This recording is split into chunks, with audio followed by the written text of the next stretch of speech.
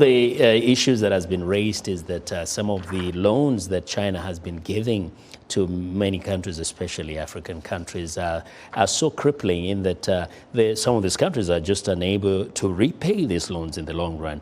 How has President Xi been addressing this particular issue?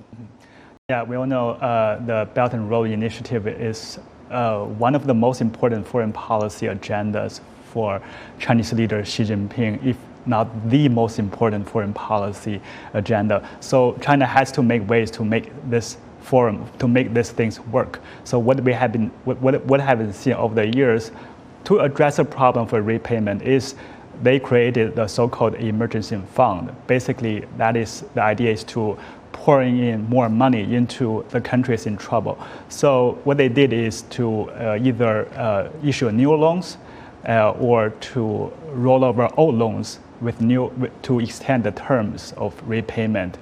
Also, we have seen the Chinese Central Bank, the People's Bank of China, is having this program called money swapping programs, basically to pour in more money into other countries. So in looking at the future, what they have been doing is to making the vetting process more prudent, to making the program smaller, incorporating outsider third parties, for example, the IMF or World Bank and other Western banking institutions to diversify the risks. So one of the other things President Xi brought up is what he says is discouraging, rather decoupling from China, that the world is telling people to just disconnect from the continent. What does this mean? What does he mean by that? And what does he want to see, according to him? I think that by saying that, President Xi Jinping is laying his criticism against Western countries, most notably the United States and European countries, for what he sees as a containment of China, because we have seen over the previous U.S. administration has been doing the so-called decoupling, but other people call it a de-risking. Basically, is to